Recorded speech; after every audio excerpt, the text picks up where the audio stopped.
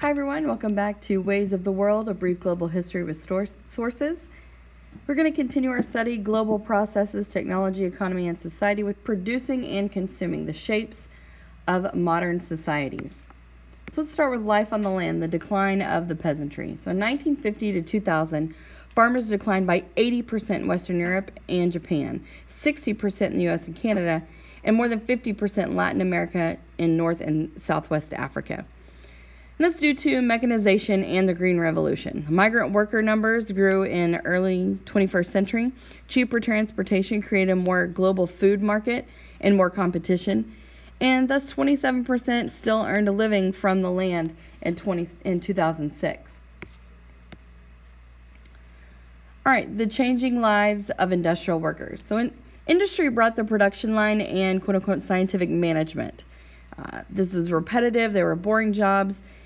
And there's a vast increase in consumerism of the 1920s. It's a culture of leisure and consumption and the development of the standard two-day weekend.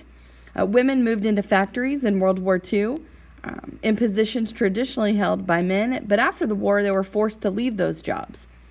And consumerism was embraced after scarcity of war and the Great Depression.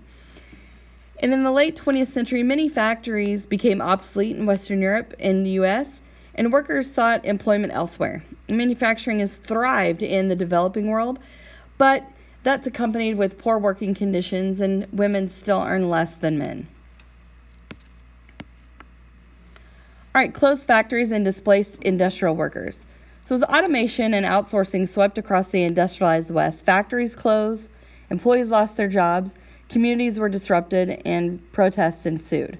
Workers at a Goodyear tire plant in northern France responded to the company's plans to close the facility, eliminating approximately 1,000 jobs by holding two managers hostage and setting fire to numerous tires in early 2014. So what economic factors led to the situation depicted in the photograph? Well, the closure of a factory in France, and likely its replacement in a region where labor costs are much lower, catalyzed the protests captured in the photograph. All right, the service sector and the informal economy. So service, sales, and knowledge economies grew. That's due to emerging consumerism, increased population, new communication technologies, and we see race and gender influence on pay. By the end of the 20th century, there are less stable service and knowledge economies in developed countries with outsourcing. Work was outsourced to freelancers, independent contractors, contract workers, and temporary agencies. It was also outsourced to lower wage countries. And the informal economy, or the quote-unquote shadow economy, developed especially in the global south with day laborers, small traders, and significantly a black market. All right, global middle classes and life at the top. So the 20th century was partially defined by prosperous middle class of the global north. They had stable wages, they owned their homes, they had secure health care, education, entertainment, and travel. And developing countries only had a middle class like this by the early 21st century. The middle class status was under threat by the early 21st century because of less secure employment, loss of manufacturing jobs, immigration, decline of labor unions, and populist political backlashes. Britain exited from the European Union in 2016 and the election of Donald Trump in the U.S. Now, the top 1% control more than ever.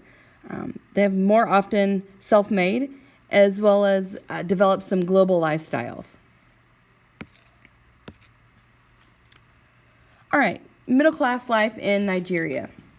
So one sign of an emerging middle class in the global south was the proliferation of malls and huge retail outlets, such as this ShopRite store located in the New Delta Mall in Warri, Nigeria. ShopRite is Africa's largest food retailer, selling food, liquor, household goods, and small appliances. A recent customer commented, quote, "A middle-class person can come into this mall and feel a sense of belonging," end quote. What aspects of this photo reflect a growing middle class?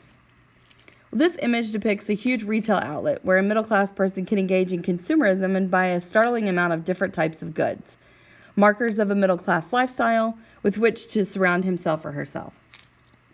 And that concludes our study of producing and consuming, the shapes of modern societies. I will see you guys for Getting Personal.